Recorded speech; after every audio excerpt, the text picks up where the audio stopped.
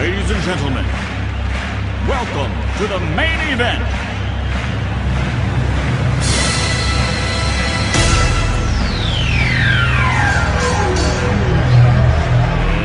Let's get ready to rumble!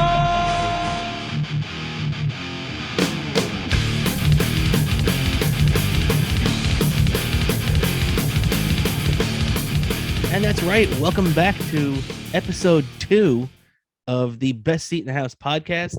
I'm your co-host, Rob Cramer, alongside Daniel Bobo Kurlan. Dan, thanks for joining us again today. How you doing, buddy? I'm doing good. A little bit congested, but no worse for the wear. Of course. It's that time of year. Yeah. You know, I sound like Rich Foster in the spring sometimes. Oh, man. It'd be great if you were as funny as him, though, right? Louis B, where's my money? Oh, man. But yeah, so here we are, episode 2 of Best Seat in the House. Man, we had a very, very great response from everybody for our first episode. We just kind of threw it up just because we wanted to start putting up content and just getting stuff out. I know, as you can see, I'm still not even in my studio yet. We're still in the process of setting it up. So we still got some things to work out, but we just want to start pumping this content out, and especially as we left off for our last show, Major League Baseball was still in a lockout. Pretty much as soon as we put that episode out, the lockout ended. So Yes.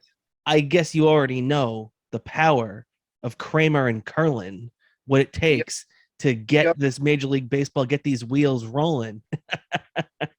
But after our first episode, Dan, what did you think of the response and how people liked our first episode? I was impressed with the reception I got from this first episode. It's like it's a beautiful beginning, and I'm glad, and I really have to just give a big thanks to everyone who gave some positive response to this and is liking and subscribing, and anyone who's just watching this for the first time. Thank you for watching what's going to hopefully be the future of New York sports talk. Absolutely, and I like how you put that on Twitter too, that this is the future of New York sports talk. I couldn't agree more. It was such a fun time to sit down and finally record an episode together. I know we've done a bunch of episodes. You've been on my radio show. I've had you on the old Coffee at Cramer podcast, but this doing our own thing together, bouncing off each other, it's pretty damn cool, and it's pretty damn cool how much everybody liked it. Just like you said, the YouTube was blowing up, the Instagram, the Twitter account. So just to give it a quick plug, follow us on Twitter at BSith. That's Best Seat in the House _podcast. You can check us out on Instagram at Best Seat in the House podcast, and you can also check us out and subscribe on YouTube for the Best Seat in the House podcast. So hopefully we'll have a lot of fun things coming your way, within the next couple of months and hopefully years, that me and Dan do this podcast. And we've also got a lot of fun things to get into today. So, we're going to be talking about the Rangers' continued playoff push. As you see, I got my Eastern Conference Championship shirt on right now from, I can't believe it's about 8 years ago at this point, and they played in the finals. Yeah. It seems like it was just yesterday, right? At that game by luck. Which game? I was luck. I was at a thing that somehow I won a ticket to it. That's awesome, man. Yeah, I remember that. That was the 1-0 shutout, Lundqvist, against the Montreal Canadiens to send them to the Stanley Cup final. Definitely one of the best games that we've seen as Ranger fans over the last couple of decades since we won our last cup. Did the song Garden Party, but that was one of the biggest garden parties I've ever gotten to be at, was that day. Yeah, no doubt about it, man. No doubt about it. And, so we'll be getting into that stuff. Also, the Rangers made a big trade today. I mean, actually, it's not, by most accounts, it wouldn't be considered big. But if you're a Rangers fan and you've seen their lack of scoring, especially how weak their third and fourth lines have looked lately, to go out and improve the team today by trading for forward Frank Vetrano from the Florida Panthers. I think that's a really good move. They didn't hurt their current roster or really kill any future assets. They traded a fourth round pick, which they had two of this year.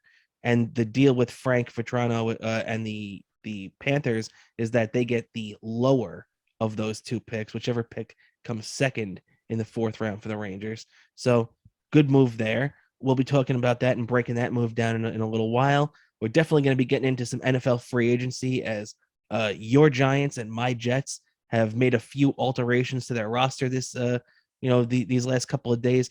Technically, free agency only began in the NFL today, but really ever since Monday, you could make these deals and have quote unquote legal tampering. So, a lot of stuff to get into right now. Major League Baseball, we ended the lockout. It's been done for about a week at this point now. Last Thursday, the lockout was officially lifted. What are your feelings coming out of that lockout? Do you think the players won? Do you think the owners won? Or do you think that the fans just lost? I don't really think anyone really got the upper hand in this. I know something they kind of think maybe is a little bit too overboard. The extra round of the playoffs kind of just devalues make the playoffs a 162 game season, and you're allowing more teams to the playoffs. Mm-hmm. It's gonna be kind of a crapshoot, but it was always like that. If you made the playoffs, you kind of had a chance to win. I don't know how this is gonna play out. We'll see. This one we're only going to see. Only time will tell. The DH, I had mixed opinions about the DH. Like I kind of personally don't really like it because it deprives us of great moments like that Bartolo Colon home run. Mm-hmm. And Back, also, the double switch is gone now and a whole bunch of stuff like that. A lot of the strategy of the game is removed when you add the DH. yeah, and it devalues the players on the bench also True. during a. So it's just like, but at the same time, I'm glad they finally redid the rule that it makes sense because I always thought it never made sense. It was a DH in the AL, but not a DH in the NL. Like it didn't make sense. I always thought have this rule a universal DH or get rid of it. If you're not going to do a universal DH, get rid of it. That is true that now they actually do have a uniform set of rules. But to be honest, I always kind of liked that quirk that one league had, one set of rules that they played by, and another league had their set of rules they played by. It kind of separated the leagues a little bit to me more. Now, I almost feel like we're on a track right now to where it's going to be much more like an NHL alignment where how the Rangers and the Islanders are in the same division. I could see in a couple of years the Mets and the Yankees being in the same division. And I just don't like that. It doesn't feel right. It just doesn't feel like baseball to me. You know what I mean? I feel it devalues the whole it would devalue the whole one of the greatest regional rivalry in the world. It would devalue that rivalry. I got a friend of mine who I know someone who recently became a Met fan, and she's from Alabama. Somehow I convinced her to become a Met fan. She said it's like the Alabama Auburn rivalry on a larger scale, on a greater scale. She said it's like that's a good comparison too, because and then when you look at it, would Alabama and Auburn have that great of a rivalry if they played 10 times a year? And the same thing with Mets and the Yankees. Like we have a very fun back and forth rivalry that, of course, we for the most part have been on the short end. The Yankees have definitely over the 25 years of interleague play have gotten the better of the Mets, no doubt about it. But I had some not so memorable moments with that rivalry. All right, the 2000 World Series that was a tough one at the time. I was in my last couple of years of high school when that happened. Like toward the end, and when I was. it was like being it wasn't just the Mets not winning the World Series. it was the fact being in the same city as the team we lost the World Series to, having to share a city, having to share the city with the team we lost to. You saw all the Yankee fans with their Yankee fan ego bragging about it. And I gotta say one thing. Hopefully, eventually, when that day happens and the Mets win the World Series, I think that parade, because it's such a astronomical feat with their history, it's gonna be more crowded than any Yankee parade that's ever happened. Yeah, well, too, Met fans are just dying for a championship. I mean, let's put it this way. I'm 35 years old. I'm going to be 36 years old in October later this year. The last time the Mets won the World Series, I was 2 weeks old. Yeah. So it's been a long ass time since the Mets won. So Met fans are starved. I mean, to be honest with you, Yankee fans are probably a little starved too because they haven't won the World Series in about 13 years, since 2009. But to be honest, us Met fans aren't shedding any tears for them because we had to They watch it, especially from 1996 until 2009.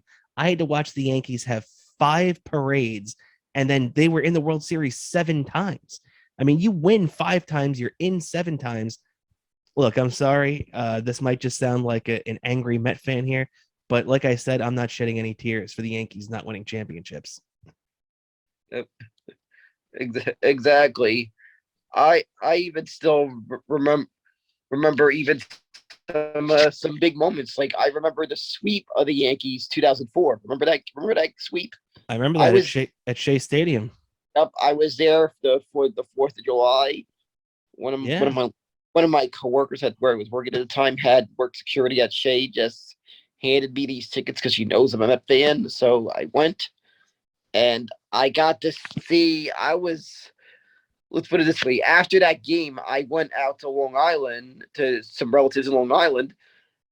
I jumped in that pool victoriously, and because my some of my relatives in Long Island, some of our Yankee fans, as I cannonballed into that pool, I yelled out "Yankees suck" as I can.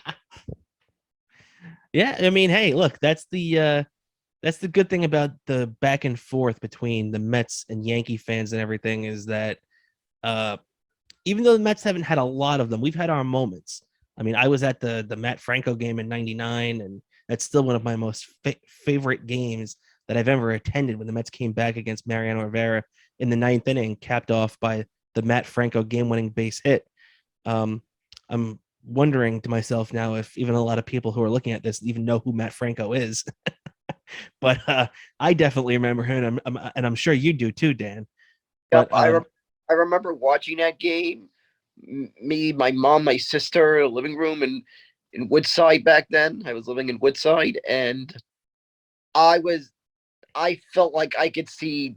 Well, this was maybe one of maybe living room TV size back then. All right, it's one of those big boxy TVs, but mhm, I just felt like that what I was seeing on screen was capturing the how the stadium shaking. yeah, it's true, and that stadium was jumping that day, especially when Piazza crushed that 3-run home run off Ramiro Mendoza to put the Mets up 7-6 in the seventh inning. That was one of the longest home runs I've ever seen in person or not. But just to keep us back on track now as we get sidetracked with the little Mets Yankees talk here. Um, you know, so baseball comes out of this long lockout now. Uh, they put all these new rules in place and everything. Obviously, they raised the minimum salary of the players and all this kind of stuff that we were talking last week. Now they have a $50 million pre-arbitration pool for players in their rookie year to their third year in the league. Guys that win awards and stuff for rookie of the year and stuff like that will now get bonuses from that pool and also get a full year of service time as opposed to like a guy like Chris Bryant when he got brought up and won the rookie of the year in 2015. He got brought up a couple of weeks into the season, which means that the Cubs were able to backdate him and set back his free agency by a year. So that is going to be out now. If you come up in the major leagues, no matter what time of the year it is, and you perform well enough to win an award, then you're going to get a full year of service time, which makes a lot of sense. And there's a lot of stuff like that that are just, to average fans kind of boring. But guys like me, we delve into that kind of stuff. But also, like when you get back to on the field stuff, a lot of crazy stuff has happened ever since they've been able to make deals and stuff again. Because if you're not aware, ever since December 2nd, We Major could League, yeah, just like you were not able to make any transactions one way or the other. The front office couldn't even talk to any of these players. So, let's kick it off right here, right now with the big fish, Freddie Freeman, who's coming off a World Series championship with the Atlanta Braves last year. It looks like he's not going to the Yankees. The Yankees signed Anthony Rizzo. He's not going back to the Braves, as the Braves traded for Oakland A's first baseman Matt Chapman. He's not coming to the Mets, obviously. So right now we have a couple of suitors out there right now. The Dodgers look like a potential landing place.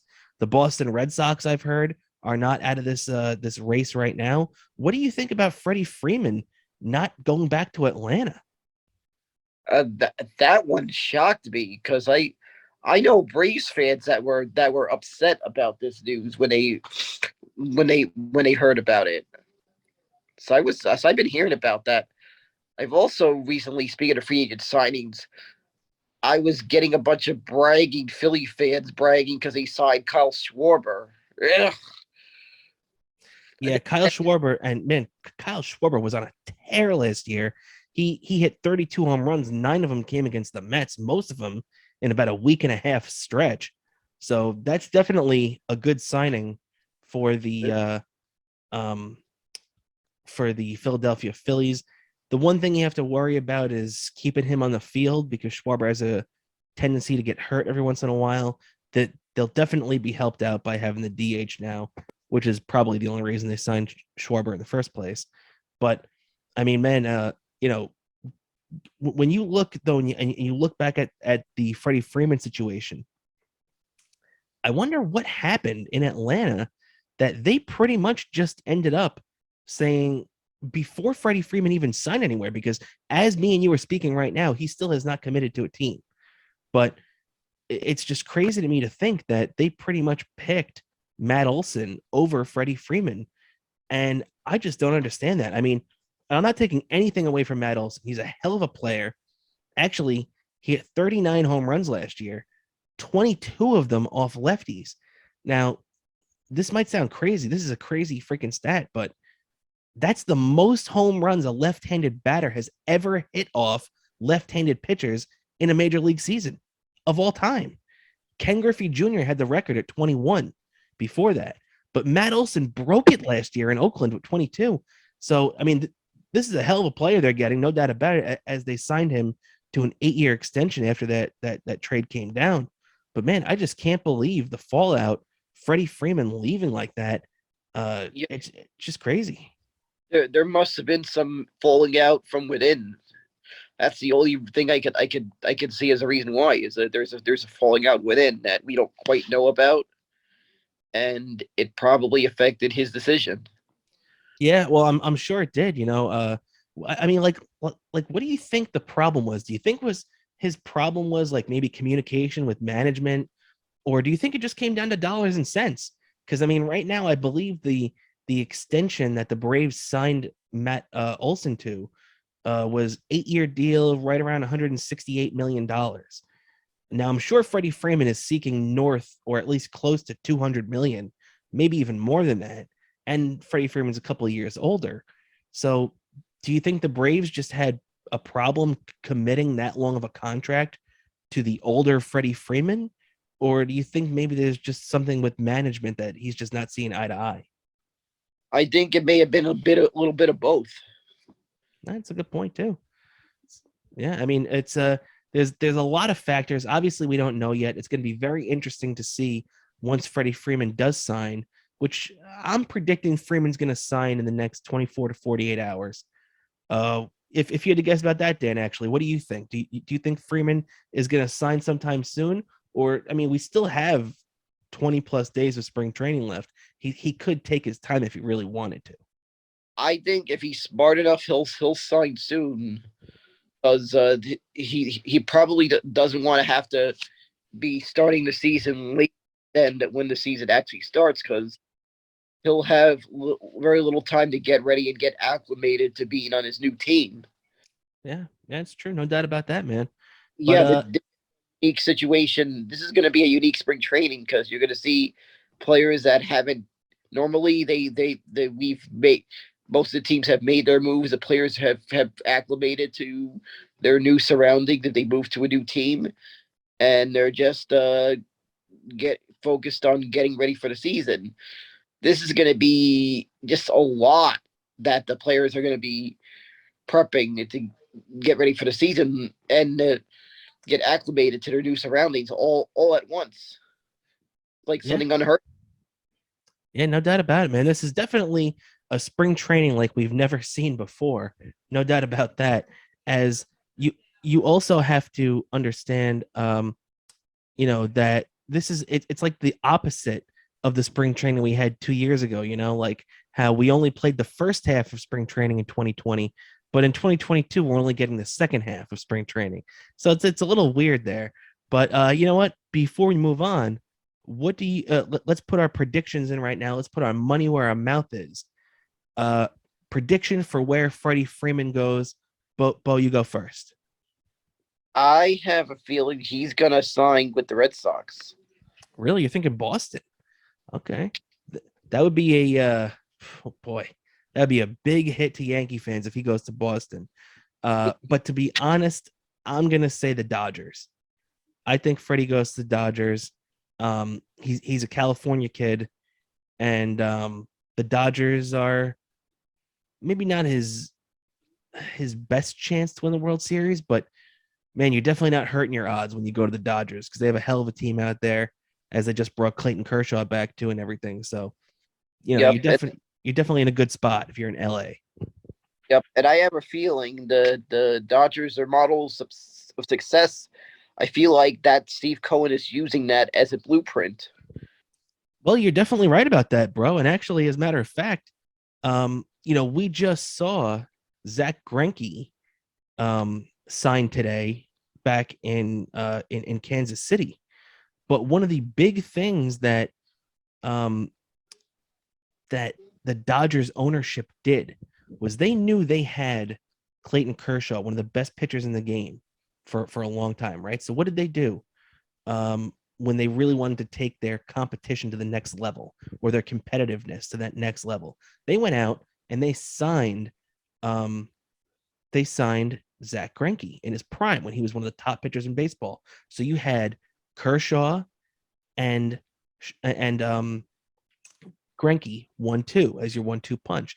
That's what Steve Cohen did when he went out and signed Max Scherzer. So now we have, much like they had, we have Max Scherzer and Jacob DeGrom as our 1-2. And what the Dodgers continued to do after that was just add and add and add and get deeper and deeper and deeper.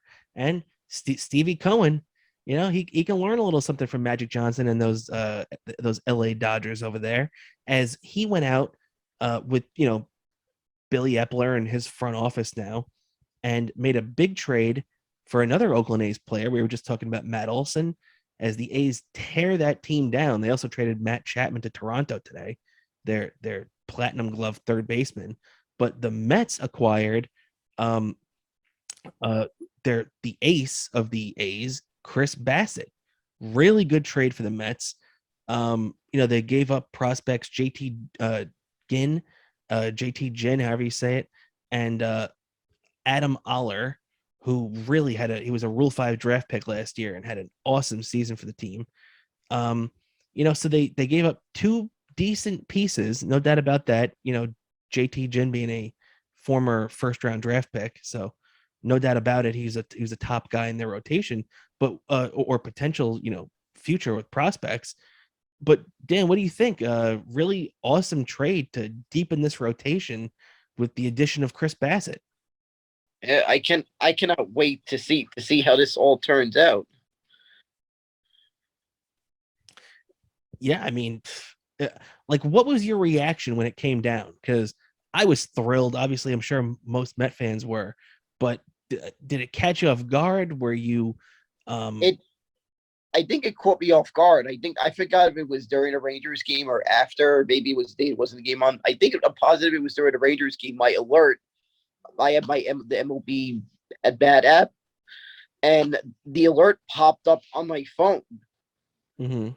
while I was watching TV that the Mets had just made that trade, and I went nuts seeing it. I'm seeing I I'm seeing alerts on my phone during the off season that I'm hoping to finally get to start seeing more often.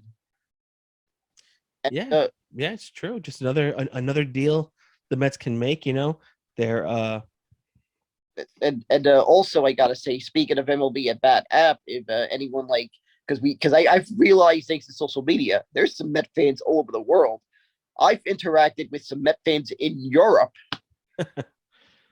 This app, by the way, I don't know anyone who has like T-Mobile. I'm not sure you know this. They offer like a free MLB at bat app. Like I think it's like 4 days before the season until opening day, you have to activate your free subscription. So mhm. if you're a subscriber with T-Mobile, look out for that. That's a And good point. That's a good point because T-Mobile is a big sponsor of Major League Baseball, and T-Mobile, I'm pretty sure they do the home run derby every year now. yep, They're one of the big sponsors for that for, whole gimmick.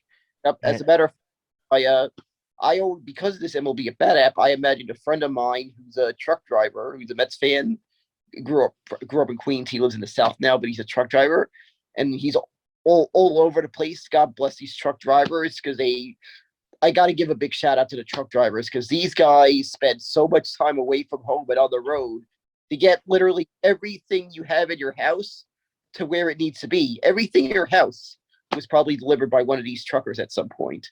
no doubt But about it, man. I imagine he's on a truck in some dark road because some of these roads are kind of dark. That you're hearing Howie Rose voice inside that truck.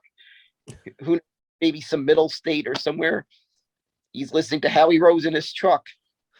And you got to give him credit for that, man, because that's hey, if you're a Met fan on the road like that, especially when you're all over the country, that it takes a lot of commitment to being able to tune in at the right times and everything. Because I remember when I lived in California, it took a little bit of getting used to that to have the you know 10 a.m. Met game on Sunday mornings, and or if they or God forbid they had a noon start, and I had to wake up at 9 o'clock when I was over there. So I guess definitely know the pain of that.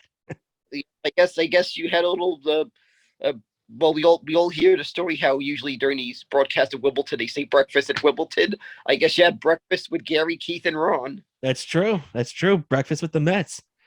And for the those Mets teams back there, that was not a pretty breakfast. That was like the 2012 Mets. Definitely. I mean, Yeah, outside of R.A. Dickey, it was tough to get behind much from that year.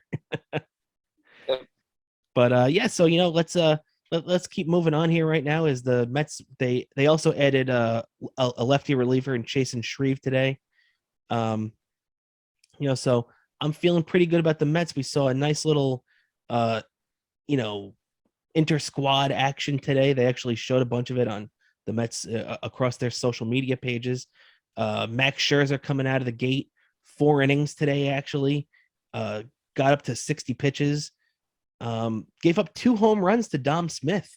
Very impressive for Dom. Did you see any of that, Dan? yeah, I saw that. That is pretty impressive that he pulled that off. Of course, I know I am aware that probably Matt Scherzer was just getting acclimated to playing again after the off season. Mm-hmm. He's they're finally able to work out at their spring training site. So the little pitchers kind of take a little time to get to their in season form.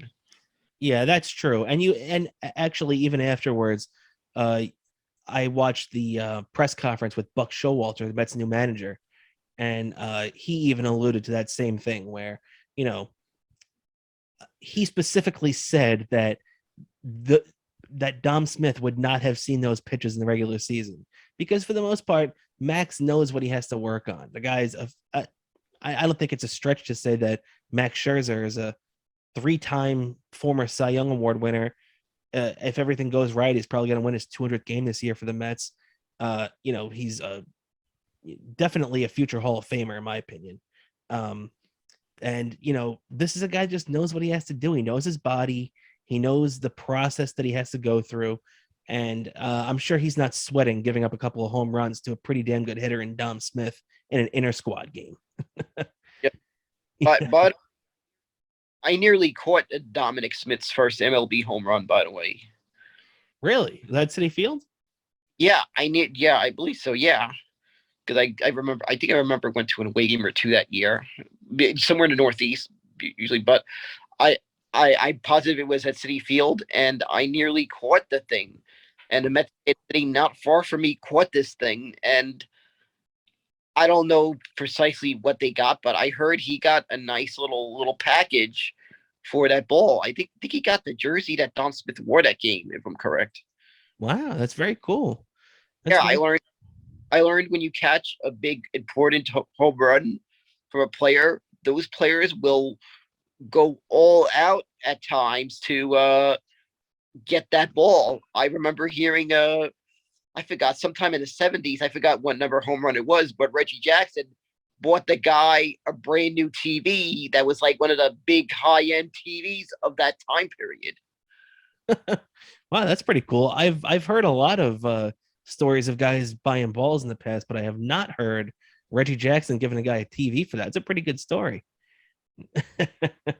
But yeah, hey, as we continue to roll on here, you look across at the across town at the New York Yankees now as they're just getting settled in too. They brought back Anthony Rizzo. They pretty much folded up and knew that what's his name? They pretty much knew that Freddie Freeman wasn't coming to the Bronx. It was obvious that he preferred to go elsewhere. So the Yankees, did the right thing and just brought the guy they knew their number 2 option in ASAP. They didn't screw around and hope that you could throw a Hail Mary and bring Freddie Freeman in when you knew it wasn't going to happen. So they locked up Anthony Rizzo to a 2-year deal. He actually has the option to opt out after this year, which I found very interesting. I guess if he, if he has depending what has he'll opt out. Yeah, if he has a big year. Yeah, and I have a feeling that that's easy to not doubt. I mean, I know some people in Chicago who were bummed out that the Cubs traded Anthony Rizzo. They felt like he was going to be one of the ones they would keep for the entire time that would go out a Cub. Yeah, I mean, that makes sense. I still can't believe the Cubs traded away all pretty much of their big pieces from that 2016 World Championship team. A lot of those guys should have retired Cubs. So very, very surprising about that. I mean, it was weird seeing Javi Baez in a Met uniform last year, and even weirder seeing Anthony Rizzo hitting balls at a Yankee Stadium last year, which he's going to do for at least this year and potentially even next year too. So yeah, I mean, Anthony Rizzo was one of those guys, like you said, that Cub fans loved. So I could definitely see them being upset about that. But there's another thing. The Yankees pulled off a nice little trade. They brought in they gave up Gio Urshela, and they gave up the enigma that is Gary Sanchez, and they brought in third baseman Josh Donaldson, shortstop, what's his name? IKF, they're calling him Isaiah Kiner Falefa, I think is how you say his name, or it's close to it at least.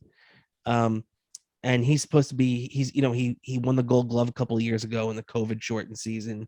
He's very athletic and quick young guy.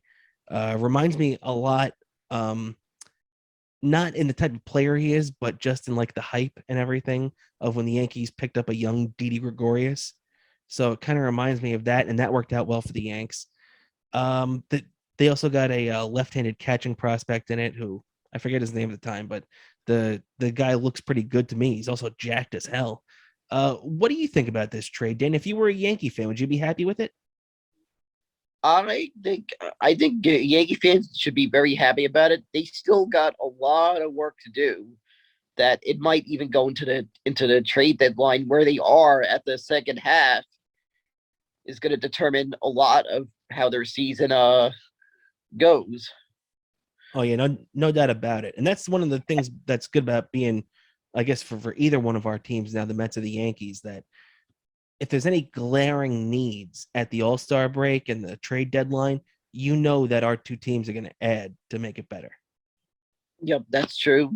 And I actually well, the Yankees, I predict they might have an 88, maybe 89 win season. And of course the Mets, I feel, are gonna have a 90 to 95 win season. Okay. If all goes well and there's not too many injuries that hamper the team. No, that's true. That's true. You have to, as long as they're healthy. And I don't think you're far off either. I think right now, to be honest, to me, I think Toronto is the best team in the AL East, and all this stuff. But and actually, I haven't even discussed this with you yet. But I'd say either next week or the week after, so episode either 3 or 4, we'll do our full Major League Baseball predictions, uh, much like we did last year, if you remember, Dan, where we sat down and did a show and did our predictions for each division and all that stuff. So we'll sit down and do that in a week or two. But yeah, I don't think you're far off with those predictions, though. The Yankees, I could see being right around 88, 89 wins, and the Mets, 90 to 95. To be honest, if it's anything less than that, and I mean, unless they're going 88 and 74 and like win the division, but if it's really anything less than 90 wins, it's a severe disappointment for the Mets this year, especially with all the money they spent this offseason, not only on Max Scherzer, but the other guys like Canha and Eduardo Escobar and everything else they've done. So the Mets definitely have some expectations to fill this year, no doubt about that. Um, but yeah, I mean, now the one thing before we move on, because we do have some stuff to get to still, as we're finishing up on baseball. We kind of went long on baseball, which makes sense because me and you always go long on baseball. But Plus, what's that? the season's very close to starting. No doubt about it. And we're both pumped about it because we're both big baseball fans, So of course we're always going to go long on baseball. And so much people think I live there. But so one more thing before we move on. What do you think? You looking at the Mets team right now, what are they lacking? And if you were the GM or if you were working with Billy Epler in any way, what would you tell him? This is what we need right now. We need this, and then we can go win the World Series this year. Well, I think one of the things they need to do is maybe that probably might not be affect that bad. Do need a bat. We do need another bat in the lineup. I also have a feeling, even though we didn't sign, of course, Chris Bryant, or we didn't sign Carl Schwarber, there is a great prospect in the Mets farm system. He's an infielder at third base who I've gotten to see play with the Brooklyn Cyclones, the Mets high A ball affiliate, in a high A ball. I forget what the league they just renamed that league recently. Mm-hmm. I just from the MILB's Twitter page. I haven't got a chance to get around to it yet, but he was hitting the ball a ton, and you got to remember the high A ball is like one level up from Double A. Oh yeah, and you're talking, of course, about Brett Batty, right? Yeah, Brett Beatty. You may have saw a picture of me earlier today. I tweeted a picture of a baseball card from a card set that was sold at I don't know if I'm pronouncing the new name of the Brooklyn Cyclone Stadium correctly. It's only 1 year with the new name, and I might not pronounce it right. So don't worry if anyone corrects me, but I think it's called Maimonides Park now. Mm-hmm. I don't even know, to be honest. I have no idea. Hospital bought the naming rights to the stadium. For quite a while, it was called MCU Park. It was a bank that had the naming rights, and just last year, a hospital bought the naming rights to a stadium, and that's the first time I've seen a hospital have naming rights to a stadium in any kind of level. Mm-hmm. Mm-hmm. No, that's true. That's true. You very rarely see that. Um, but yeah, I definitely hear what you're saying. Unfortunately, he's probably not going to be making an impact on the team at the major league level this year. I could definitely see him being in AAA this year because he seemed to be a little bit ahead of the curve. But yeah, I mean, when I'm looking at this right now from my perspective, I would like to see another bat, like you said. But the one thing I think that if the Mets added this guy to their team right now, I don't think there's any stopping them this year, or at least in the regular season. Like you mentioned earlier, once you get in the playoffs, it's a crapshoot. You just got to keep I, your fingers crossed. And I well, they need to also make a bullpen signing or two, now because I see, feel there, because of the late season, especially early the first couple of months of the season, it's going to take like maybe 2 or 3 months before you really start seeing pitchers get deep into games, because they rely on that long amount that we complain about spring training being too long, but the pitchers will kind of say it helps them get into form to be ready. So I think similar to 2020, it might get a little while, but until maybe I feel like the second half of the season, you'll be able to see you'll be seeing pitchers more open and managers open to having their pitchers go deeper into games. no, you're So definitely right. You're definitely right about that. It's going to take a little bit of time for the pitchers to work their way in, which is why early in the season, at least and it always is, but definitely early in the season, the bullpen is going to be um, key, and no doubt about it. But the guy that I had my eye on, and I know he's atop a lot of Met fans' wish lists, so I'm definitely not unique in this fact. But the guy I have my eye on right now is Josh Hader. Um, Now the question is, do the Brewers have any motivation or want to trade him? I don't know. You hear different things from different people. Some reporters say he could be moved at the right price. Some reporters say that the Brewers have no interest in trading him, and especially with them just picking up Andrew McCutchen and a couple of other pieces, um, Hunter Renfroe in the offseason too, that they're saying that the Brewers want to at least try to put their best foot forward to compete this year and not tear it all down like the Reds are and like the Oakland A's are. But I'm telling you right now, I think if you gave them a good enough package, I think you could definitely get a deal done for Hader. And I think that would be a feather in the Mets cap that, man, if you have him at that back end of that bullpen, especially the Mets just added a guy like Adam Ottavino, who, a couple of years ago, maybe that's a difference maker, but you got to keep your fingers crossed with him now. uh, Um, you I know, I I just like Hader. I think that puts them over the top. What do you think about that? I think the same thing. I think Hater kind of gives me a vibe that he'll adjust to, maybe I feel is the biggest pressure cooker for a relief pitcher is that uniform. That Mets uniform is the big, when it comes to our history with relievers. That is the biggest pressure cushion. Yeah, no doubt about it. And you know what I was thinking about too? On the Mets have won 2 world championships. Me and you are all too familiar with that. It's only 2, right? And they had 2 big key left-handed relievers on both of those teams, one being Tug McGraw and the other being Jesse Orosco. So why not make it 3 for 3 and bring in our boy Josh Hader? And let's make it 69, 86, and 22. Yeah, and I know it, as big of a pressure cooker it is. The closer who could finally seal that deal is going to be remembered like forever. Like, that guy will never have to buy a beer in New York again. No doubt about it, man. And unfortunately, even though I don't want to take a shot at him because he's been pretty good at times over the last year and a half, ever since 2019 ended. But Edwin Diaz is probably not that guy, right? If I had to bet you right now and make a prediction, is Edwin Diaz going to be on the mound getting the final out the next time the Mets win the World Series? The answer is probably no, right? Yeah, he doesn't. I feel like he's never acclimated to that pressure of being in New York. I mean, when we first got this guy, he was the reason he put all that success in Seattle.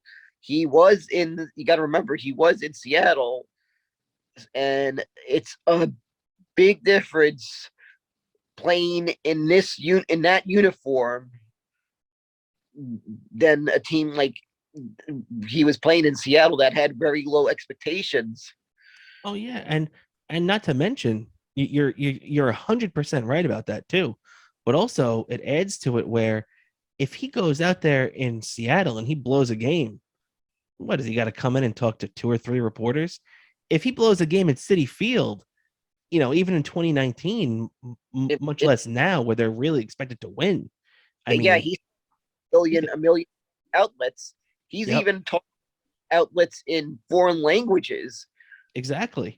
He's gonna have to talk to what Yes, talk to 20, yeah, 30 guys. yeah, yeah. He's got to talk to all those newspapers, all the networks, even and that includes even Telemundo News and El Diario, which You're is for those who play with the New York area. That's the Spanish. That's one of the biggest Spanish language newspapers in the city. you're very For right, man. You're very right.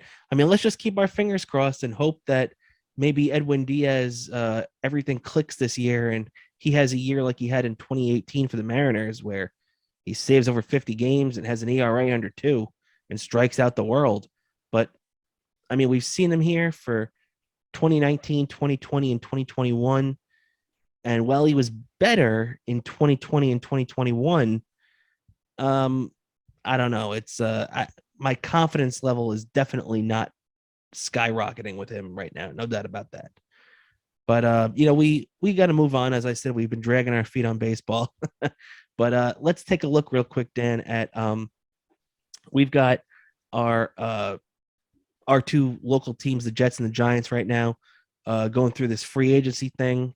The Giants have not been quite as active as the Jets, so we'll start with them. I'll get your opinion on that since you're a big blue fan, no doubt about that. You've got three really key free agent signings. You brought in Tyrod Taylor, which is an interesting backup. He's kicked around the league. John Feliciano is a guard they're bringing in. And who's this guy too? Mark Glowinski, who I really haven't heard too much of him, but with these signings that you're seeing so far, obviously the Giants are taking a different approach from the Jets. They have a lot of draft capital they're going to be using too, and they don't have nearly as much cap room. So they're just trying to do what they can with the resources they have. But Dan, what is your impression so far of these couple of new Giants? and I'm under the impression that they're making these small signings, and I think their big splashes are going to be in the draft this year. Might even have to build toward next year, and this year is going to be a season that is going to play a factor. How next year is going to turn out. It's going to be one of those seasons. Yeah, this right now, just this is a building block year. No doubt about it, especially with the new coach and the new GM. They're going to try to establish their culture and get guys in there who are ready to run through a wall for them, and not guys who were handpicked for the most part by the previous regime. But I know you're probably not too sold on Daniel Jones, right? What's your feeling on Daniel Jones and his potential future? I have a feeling this year, depending what they decide to go with as a backup quarterback, he could be on the hot seat this year. It is a year show the team what you got, and if he doesn't, well, gotta kind of have to discount last year because he was out for most of the season. And hold on, I got to go hook up I gotta go grab my power bank for a second. Hold on, I'm sorry about that. I miscalculated power on this No thing. problem. Little technical difficulties here.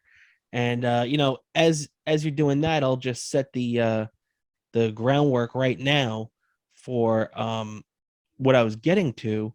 It's that, you know, Daniel Jones was the former number one pick of the Giants. He went sixth overall with Dave Gettleman. Everybody really, you know, getting into that, that mode. It shocked everybody when they picked him, but a lot of people started to get behind it when they realized that he wasn't as bad as they initially thought. He had they're calling him Danny Dimes at one point. He was looking pretty good. Um, the bloom is kind of fallen off that rose a little bit.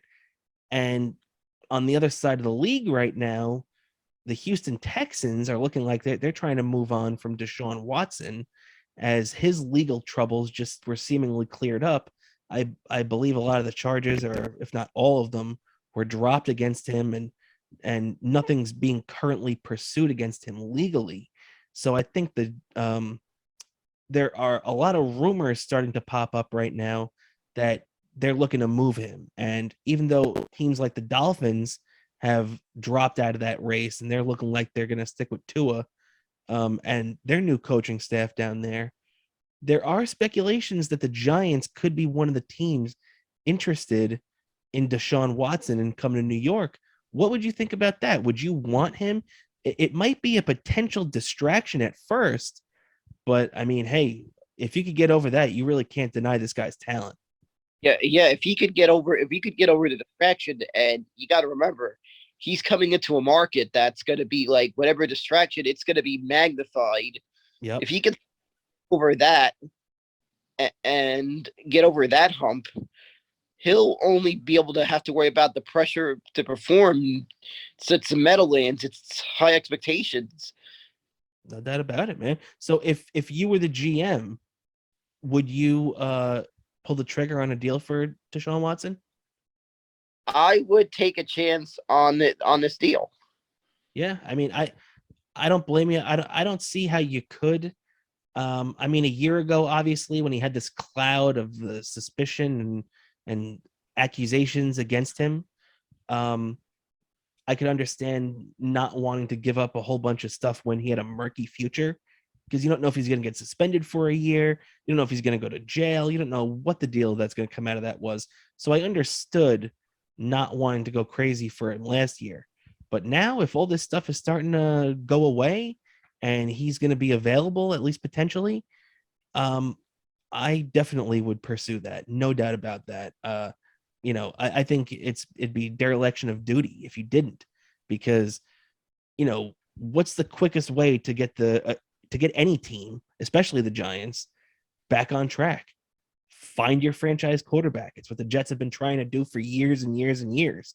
So the Giants have only been in this trend ever since Eli left a couple of years ago.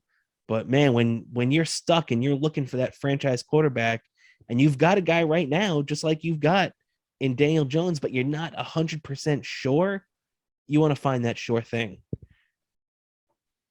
Yep. So yeah, so I mean, and just to keep it rolling here with the football, so we're talking about the Jets now.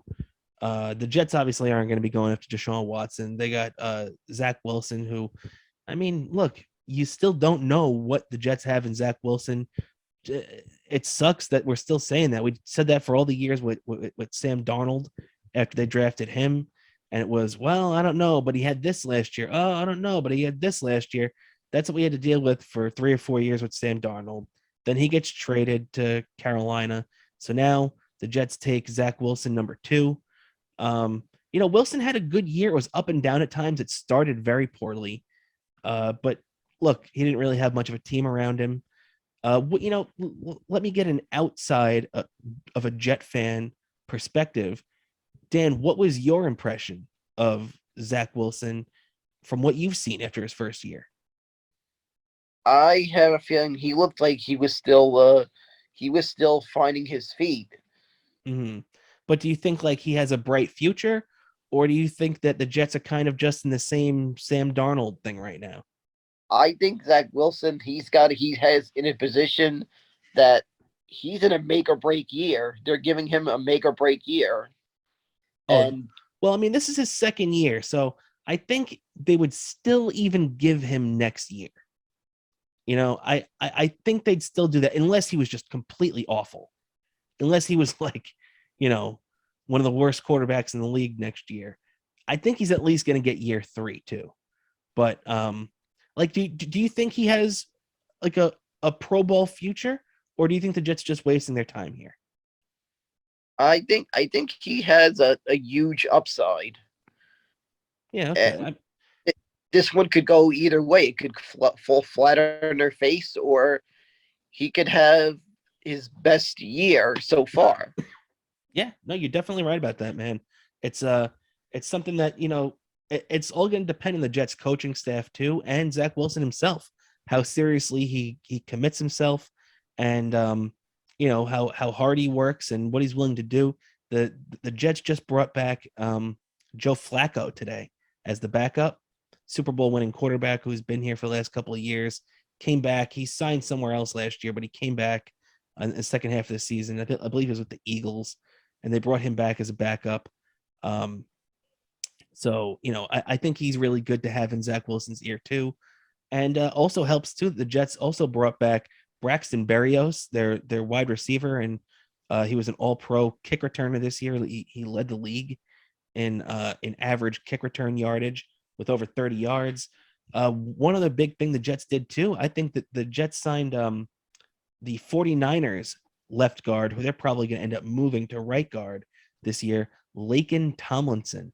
Now, he was a Pro Bowler this year, hell of a player, really good in the run game. He's pretty good in the pass block too, but really excels at the run game.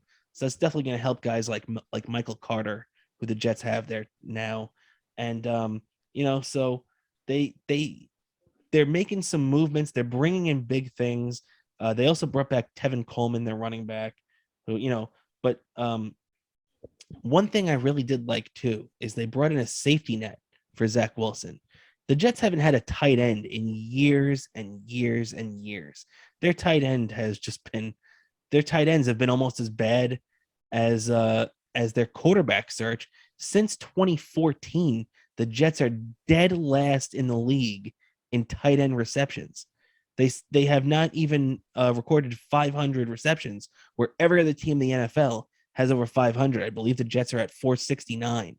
So, I mean, that's pretty pathetic when you think about it. And the Jets brought in the Bengals tight end. I forget. I'm not sure how you say his last name. CJ Uzama, however you say it. But they signed him to a 3-year deal at $8 million a year. This is a guy who just played in the Super Bowl. I think that's a pretty good move. What do you think about that, Dan? This is a guy who's worked with a young quarterback before, obviously with the Bengals this year, coming in and being that safety net for Zach Wilson. I think that's a pretty smart move. Yeah, they made a pretty smart move. A guy that's has that playoff experience that really cannot be discounted. No doubt about it, man, because you know, it's one thing to win a crappy regular season game, like our teams have won the last couple of years. Like we've had really, really bad teams, but they're still professional football teams and they're still going to find a way to win 1 or 2 games a year at the least. The Jets went 2-14 last season. Well, 2 seasons ago, technically. This past season, they went 4-13. So there was a little bit of growth there, but still not too good. But you know, when you bring in guys like that, like you said, that have the playoff experience and they can dig down and show you what it takes to win in the biggest moments of the game, those are the guys that show the young players how to get it done. And that's the nature of the game. That's the best thing about finding the right players and the right blend of guys that go together. And one other thing too that I like the Jets have done is that they went out and they brought in a vet tight end like that who's been to a Super Bowl. And then they also brought in a couple of young defensive backs. They brought in the Seahawks cornerback DJ Reed. They signed him for 3 years, $33 million. And they also signed the Bucks starting free safety Jordan Whitehead. Now, Jordan Whitehead, I mean, this is a guy who won a Super Bowl last year with Tom Brady and the Bucks in 2020. And just more good moves, more moves that the Jets are doing, that just they all point in the right direction. And that's the name of the game. The Jets haven't had, I mean, when you've gone through the Jets roster the past couple of years, I mean, the Giants have been a poor team the last few years, but you could look through the Giants roster on any given day and be like, okay, these guys are NFL players. You got there are so many guys that the Giants have, like Logan Ryan, and just the guys around the team they had, even if they weren't performing to their contract status or their or what you'd think. These are still guys that carry themselves as NFL players, and the Jets just didn't have that the last few years. The guys they're bringing in now are legit NFL players, and I just think that they're getting themselves in the right spot. What are you gonna say, Dan? On alert, the Giants had reached a deal with their Ricky Lee Jones. Oh, okay, very nice move for them. How do you think about that? Yeah, it's in the New York Giants app. I sometimes get alerts when these signings are made, and Yeah. up on my phone.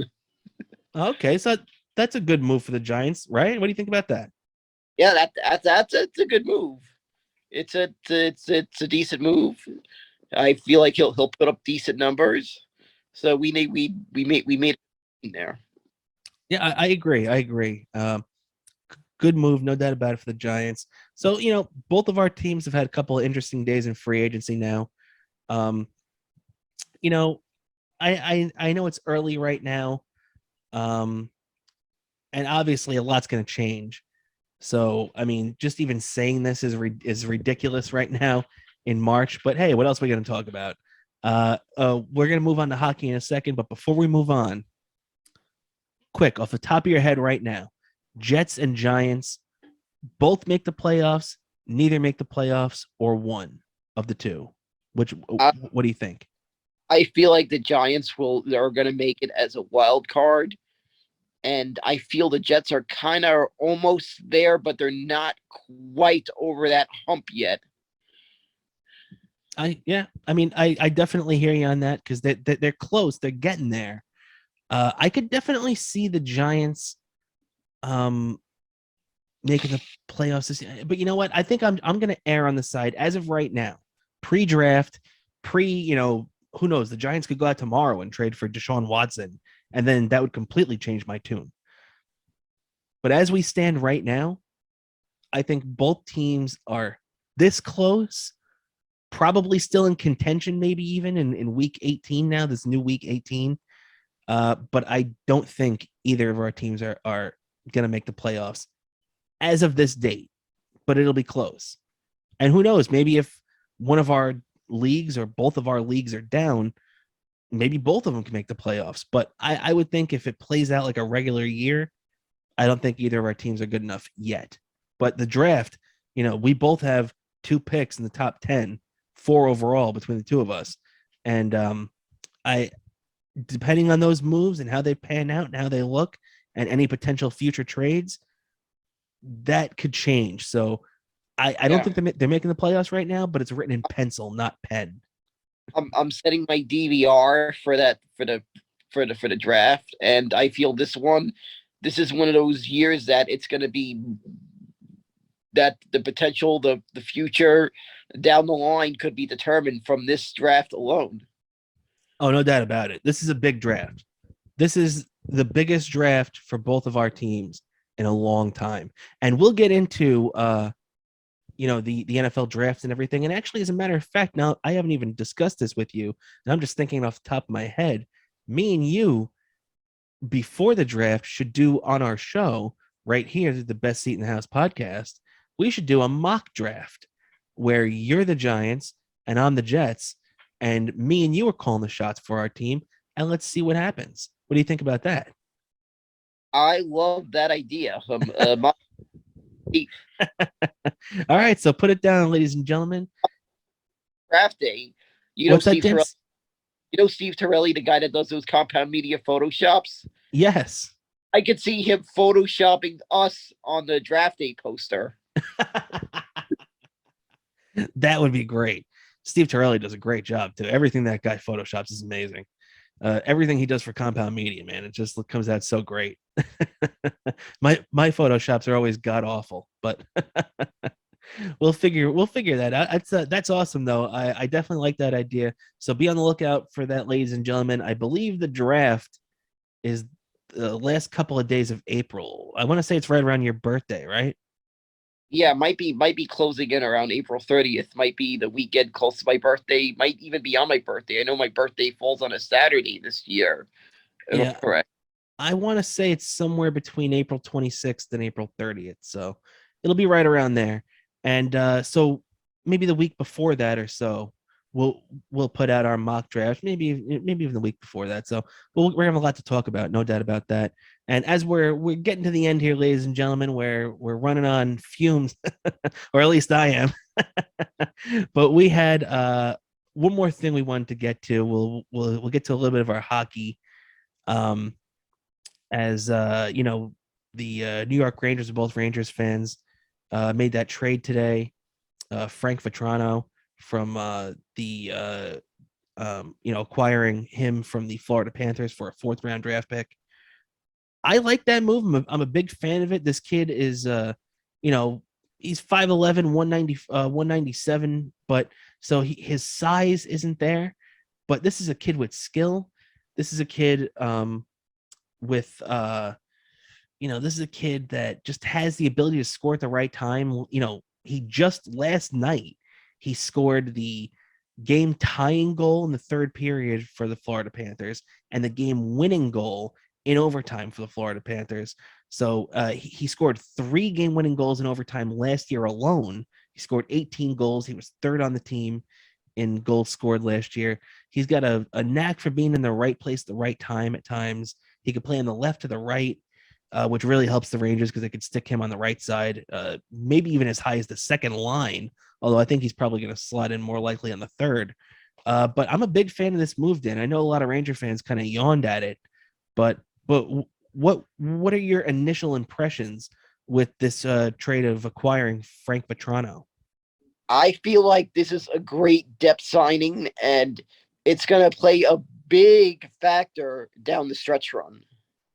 Oh yeah, and just as well as I do from watching, enough big time hockey and playoff hockey that guys like him are guys that score the big goal in the big moment, especially in the postseason. It's always the role players. Like if you remember Brian Boyle and guys like that, the dirty guys that are the ones that really show up when the money's on the line. What do you think about that? I think that's about accurate, and that's a big thing. You got a guy that really shows up right at the moment it counts the most, and it's going to be a real interesting playoffs. And there's going to be some playoffs of me being loud in front of the TV. I can tell you that. Yeah, no doubt about that, man. Not There's no. bearded me being very loud because I don't during the playoffs. When the Rangers are in the playoffs, that whole playoff run, I will not shave. I'm with you, man. Hey, I don't shave already, but if the Rangers didn't have the playoffs, it would be even more. My beard would probably be down to my chin, down to my feet by the time this playoff ends. But and let's hope I have a chance to grow it out that much because that means we're going on an extended playoff run. Yep, exactly. Hopefully we go through that, and it's a big sweaty beard that's going to be a lot of napkins. Let's put it this way: when I'm eating Yeah, napkins. no doubt That, about that. And also let's hope that this move the Rangers made today is only the first of many to come, or maybe not many, but at least a couple, because the Rangers definitely need to reimagine, however you want to say it, rethink, rebuild, whatever, everything their third and fourth lines, because those have been their weak points over the last couple of months. I'm very happy to see they sent Morgan Barron back down today. I'm a big fan of Morgan Barron, but I don't like when he's just up here and he's either benched or he's playing 9 minutes a game. I don't think that's good for the kid and his development. Over the last 2 years, he's only been able to play 44 AHL games. So I want to see him go down there and have an extended run playing 19, 20 minutes a game for the AHL Wolfpack and maybe reestablish himself a little bit as a prospect in our eyes.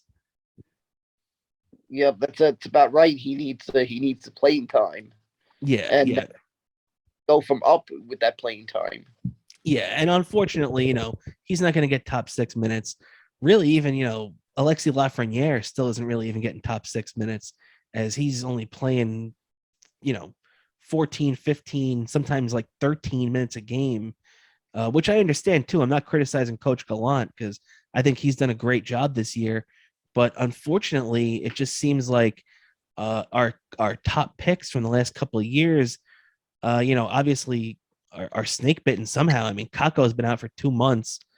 They still haven't told us what his injury is, but I think it's a broken wrist. I heard Vincent Marcagliano, he covers the Rangers for USA Today and does a great podcast on them as well. He was saying that he saw Kako skating around the bench during practice one day wearing a cast on his wrist. And they said upper body injury, but that's what they say about everything these days. So it looks like Kako actually broke his wrist or came damn near close to it. And he's still not, he's still a couple weeks away from rejoining the team at the earliest. So I mean, I don't know, maybe we're a little snake bitten with Lafreniere and Kako here, but I think the Rangers are going to need all their help, to add at least one or two more pieces, maybe a defenseman and hopefully a top 6 forward from this trade deadline. Is there any position or specific player that you had in mind that you wanted them to add? I can't really think of right at the moment. But like definitely a right winger because they're definitely going to need that. Yeah, Their right side has been weak. I mean that's why they even have Lafreniere playing the right side right now. yeah. I have a feeling a right winger is going to be very key, and I feel there's one more move to be made around that deadline. Yeah, and maybe even more because I keep hearing too, the Rangers being mentioned with certain defensemen too. Even though I don't really know how you'd fit another defenseman, and I kind of like our defensive core, for the most part. Yeah, I feel the same way, and I'm pretty sure that trade deadline, I'll be hitting the refresh button the moment I get out of work at 9 a.m. after loading brown trucks. Yeah, you gotta load those big brown trucks. I get it, bro. I get it. That's hey, that's what I mean. That's one thing too that a lot of the people have to understand. Me and you, two hardworking guys. That's why we just like to sit here and bullshit about our teams. Yep, exactly. This is what gets me through. It even gets me through work because I'm working like hours like 4 a.m. to 9 a.m. at their house. That's like the 20-minute walk from me. We talk about the teams because some of us are fans of the same team. Some people knew me from the show, even though when I first started working there, I kept quiet about it, and I just decided I'm just going to let them figure it out for themselves who I am, and that's kind of what happened. I kind of found to get. That's how I get through the whole day at that where I work is by just trying to be a little bit lighthearted while I'm handling what's an intense job. And the crazy thing is, you would think this job I would have pulled something. I pulled something that I thought would have happened while loading one of those trucks while handling groceries. so, so I had to I forgot for like a week or two I had to be medically cleared to return, and I had I think I have to get like 2 or 3 like physical therapy sessions. And there's these exercises I have to do, which by the way are just making progress of the thing from healing, but I still got to make good use of those ice pop patches that I've been using after work. I got to make good use of those things. Those icy hot patches, that Shaquille O'Neal commercial. Yeah. I can't patches without thinking of that commercial. Oh my god. But yeah, so we fucking we're coming to the end here right now, Dan, as we have really we pretty much covered the Rangers. They got the Islanders tomorrow.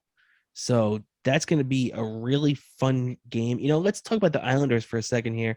They played the Capitals last night. They lost again last night. Had another tough game. Islanders are in a rebuild right now. They're yeah. they're in a rebuild. I'm shocked. It took a long time for them to win in that new building, which, by the way, I haven't been to this new building yet. I've been to, over the course of my life, every major New York area sports arena that's been around since I've been born, I've been to. Like, I've been to Shea Stadium. I've been to Old Yankee Stadium. I've seen a game I've seen the Madison Square Garden. I've seen countless Ranger games there, countless Knicks games there. I've seen the Knicks on the road when it used to be I think it was last check, the arena was called the Izod Center. I remember seeing the Knicks on the road there. I think I saw the Rangers play against the Devils there once. I've seen the Rangers Devils in the Prudential Center. I've seen the Rangers play against the Islanders at the Nassau Mall Coliseum. Little nod to one of my favorite sports talk hosts of all time, Steve Summers. I had to say that one. I got the chance to go to the renovated Coliseum, but I did see the Rangers on the road at the Barclays Center, which was a horrible arena for hockey because when they built that arena, apparently the people who designed that building didn't take seriously the rumors that the Islanders were interested in moving to that venue. They didn't really take it seriously, those rumors, so they didn't quite build the arena with the fact in mind that they need to make sure certain views were not obstructed for hockey. Because I gotta pull out this picture I have on file one of these days. There was where I sat the first time the Rangers ever played in the Barclays Center, and the only time I had ever seen a hockey game there. You could not see an entire end of the ice was blocked from my seats, and yet anytime anything was happening on that end of the ice, I had to rely on the jumbotron above. Yeah, that was an awful venue for hockey. No doubt about it. And this year or maybe next year, I'll get a feel for what hockey, and I've heard good reviews about it so far. I'll get a feel what the UBS arena is like in the perspective of watching a hockey game. Hopefully, eventually I'll get around to that and make sure I update where the sports venues I've been to in the New York area. Yeah, I've actually been to UBS. I went there with my girlfriend, who's a big Islanders fan, or as Steve Summers would say, a big Icelanders fan. And we saw it was the Islanders. I forget who they played. I forget who it was, but it was before they had won their first game there. So we were kind of hoping that was going to be the night. But yet they didn't pull it off, because it would have been cool. Even as a Rangers fan, it would have been cool to be at the first ever win at UBS. I have to admit, what did you think of the arena from like a fan perspective, from attending the game there? What's your like how it turned out? I gotta say they did a really good job. The one thing they have to figure out is the parking.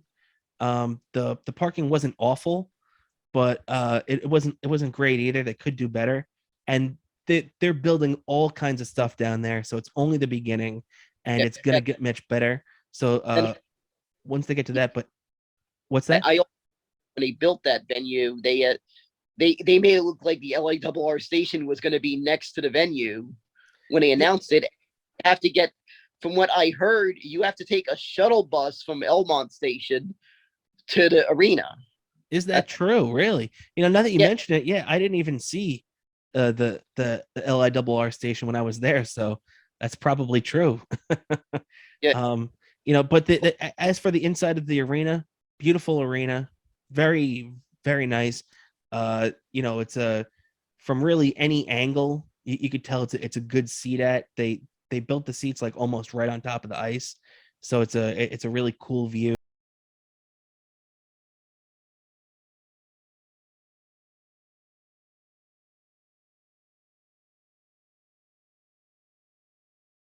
I hit the decline button on that phone call, and I hit the sign off button on this. No worries, man. No worries. So, all right, with that, ladies and gentlemen, I think we're just gonna call it a week. As we already discussed a lot. We had a great show today. Thank you everybody for tuning in and checking out our show. Dan, if you want to give yourself a Instagram and Twitter plug and YouTube. Some plugs, of course. Me. You could follow me on Twitter, Bobo103NYC. I'm also uh Bobo718 DK. EK on Instagram, Mm-hmm. and I'm a Daniel Kurlan, one word, on YouTube. There's some content. I have to redo my plans for the sketch I was going to film on the day that was opening day, because I had typed up a script for the in case the lockout extended into the opening day, that I was going to film by the that I was going to intend to film by the stadium. I'm not sure if I could film, but if I get the okay to film, but I had to readjust that script for something in relation to opening day actually happening. So it should be some good stuff. And by the way, you're invited to be a part, if you're able to make it. You're invited to be a part of that sketch. Absolutely, Dan. Let me know when the deal is, and we'll definitely get that Yep, together. You had mentioned that to me. I thought it was a funny idea too. I'm filming it on the day the Mets opening day at City Field, which is I believe the 15th. I somehow got a good deal on StubHub. I didn't expect I would get a ticket this cheap, but somehow someone on Twitter I saw had bought a ticket, and I said on the comment, they said, "Damn, must have paid a lot for that." And she told me what she paid for it, and she said she bought it on StubHub, and I looked on StubHub, and I was shocked to see a ticket in that price range. It's up in the euchre seats, but still I get to be there on a opening day, and that is always very special, getting to be at opening day. I think I've only missed 2 opening days in the City Field era, by the way, and I had a streak going back to Shea Stadium. So Wow. it's been like 2 years since I attended. Well, sort of 2 years. I'm not going to count 2020 because there was no fans in the stands, but Mm-hmm. Mm-hmm. I missed 2019 because I ain't that quick enough to get the tickets. And on a 2021, they had priority for people that would have had tickets to opening day on 2020. They had priority on those tickets, and the first 3 months of the season was reduced capacity, so that really affected me going to opening day and how many games I was able to go that early in the season. And once it got back to full capacity, I was at my normal rate of games, but I was somehow able to pull off that clutch hit and get myself an opening day ticket. And I'm looking forward to getting opening day. I hope it's at least in the 50s. I feel it's like the best you could hope for that time of year. Well, that's true. It's been warming up lately, so let's hope, especially about a month from now, that it's even better than it is now. Because the last couple of days have been great. But as for me, you can check me out on Twitter at my last name Cramer, Cramer, New York, just the letters NY. It's Cramer, New York, and you can check out our podcast's Twitter account. You can check that out at BSith. That's the Best Seat in the House podcast. BSith_podcast. So check that out. Also on Instagram, it's at Best Seat in the House podcast, and on YouTube, it's the same thing, Best Seat in the House podcast. So check that out. We'll be posting this video there very shortly. I will be and also download our podcast, the audio, wherever you want. It's on Spotify, it's on Apple, wherever you get your podcasts. Check it out. All you, and especially all you truck drivers out there working hard to get the goods to everywhere, all over this country, this great country of ours. I'm hoping you're enjoying listening to this in that truck. Absolutely. We love our truck drivers. No doubt about that. Bless America. God bless the truck drivers. I echo those sentiments, Dan. No doubt about it. God bless. Let's end on that because it doesn't get much better than that. God bless America. God bless the truck drivers. And God and the servicemen. And the servicemen and the servicewomen and everybody. Yep. God bless everybody. And thanks for tuning in. We'll catch you next time on the Best Seat in the House podcast.